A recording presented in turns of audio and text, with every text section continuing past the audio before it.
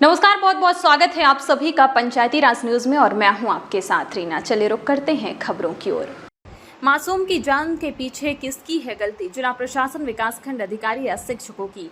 बीजापुर जिले के बेदरे में 7 साल की मासूम बच्ची मलेरिया हुई थी। मृत्यु जांच करने पहुंचे आदिवासी युवा छात्र संगठन दंतेवाड़ा टीम। बीते दिनों 11 अगस्त बीजापुर जिले के बेदरे के कन्या आश्रम में रहकर पढ़ने वाली 7 साल की मासूम बच्ची की मृत्यु होने के पीछे की सही जानकारी लेने के लिए आदिवासी युवा छात्र संगठन दंतेवाड़ा टीम बेदरे कन्या आश्रम पहुंचकर देखा। वहां के शिक्षिका अनुपस्थित होने के कारण वहां के स्टाफ से बातचीत के दौरान स्टाफ के द्वारा बताया गया कि कन्या आश्रम बेदरे की अधीक्षिका को वहां के बच्चों की देखरेख करने के लिए भरपूर समय नहीं मिलता, क्योंकि उन्हें अधीक्षिका कार्य को देखते हुए दूसरे अपना स्कूल छोड़कर दूसरे स्कूल में पढ़ाने जाना पड़ता है। जबकि कन्या आश्रम में भी बच्चों को 1ली से 5वीं कक्षा तक और 6वीं से 8वीं कक्षा तक के बच्चों को पढ़ाने के मात्र 2 ही शिक्षक हैं। क्या कन्या आश्रम के अधीक्षिका को दूसरे स्कूल में भेजने की जगह वहीं के बच्चों को पढ़ाने में क्या परेशानी है? कन्या आश्रम बेदरे की सच्चाई है कि कन्या आश्रम बेदरे में 1ली से 5वीं तक बच्चे पढ़ने के लिए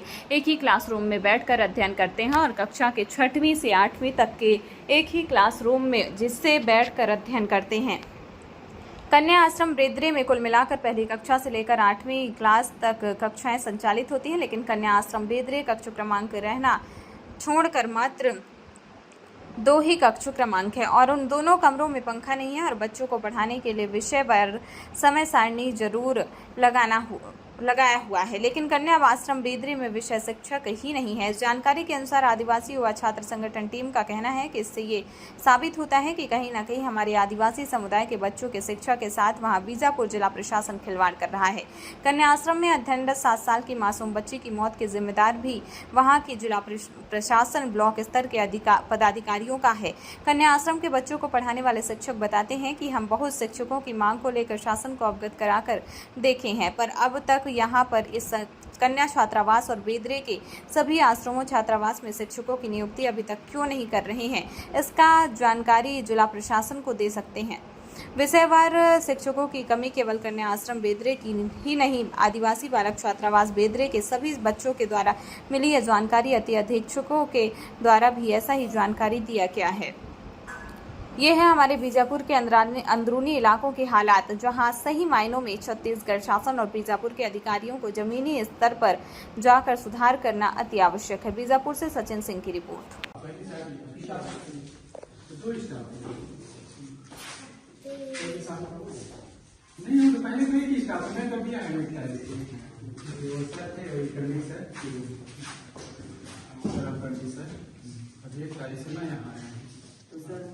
पहले से कैसे हैंडल करते होंगे? पहली शादी से तो वही पहली एक रूम है और छठी सात के आठ वाले वहाँ रहते हैं। नहीं तो सर इसमें क्या होता है, पहली का पुस्तक अलग है, दूसरी का अलग है, तीसरी का अलग है, मतलब पहली से 8वीं तक के सब पुस्तक तो अलग अलग है।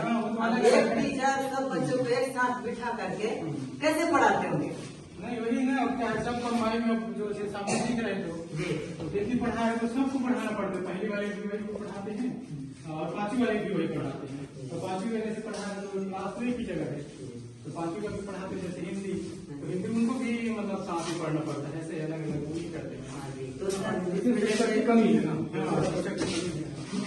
प्रशासन में इधर उधर से टीचर का व्यवस्था तो सर जैसे इसमें एग्जाम होता है, तिमाही होता है, अर्धवार्षिक होता है, वार्षिक होता है, तो इसमें आप जैसे क्वेश्चन पेपर बनाते हैं तो फिर किस आधार पर बनाते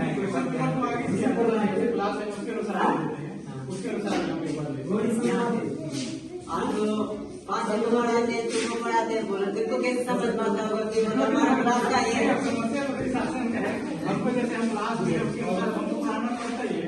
जैसे मेरा क्योंकि वही 10 से 4 बजे तक है, तो 10 से 4 बजे तक जैसे कभी हिंदी पढ़ा दी 5वीं या कभी 4वीं का हिंदी पढ़ा देते, पूरा कक्षा वाली ले पाते हैं।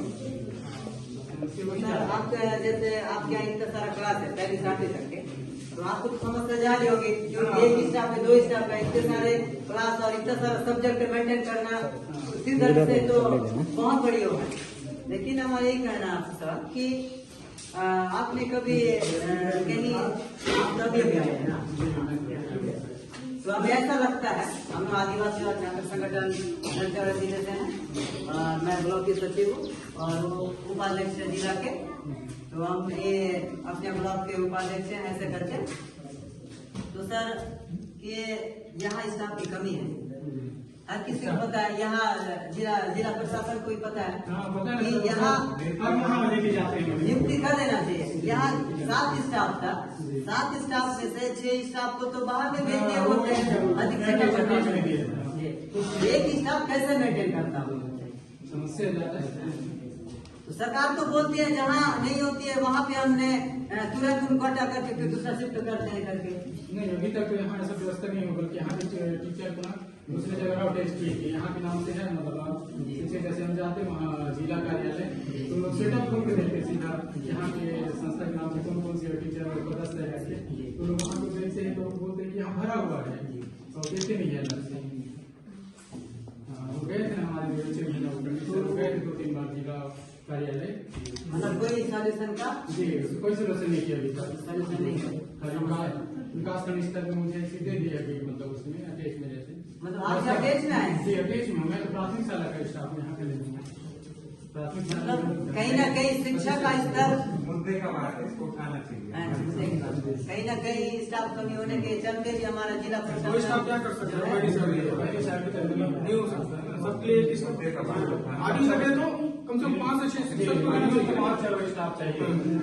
मतलब हमारे यहाँ देखा जाए तो हर क्लास का हर सब्जेक्ट का अलग अलग टीचर होना चाहिए, तब जाके वो जो पढ़ा पाएंगे। नहीं तो एक टीचर जो है सभी सब्जेक्ट का नहीं पढ़ा पाएंगे।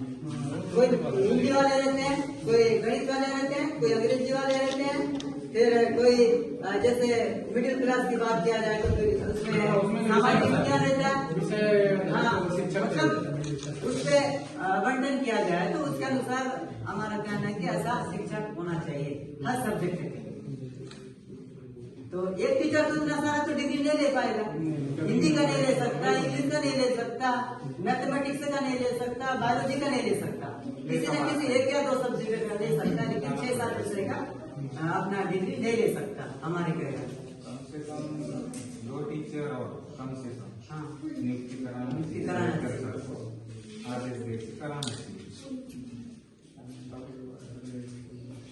दिक्कत है पहले मतलब पहली 4वीं तक कैसे वो संभाले, एक भी जैसे कि व्यवस्था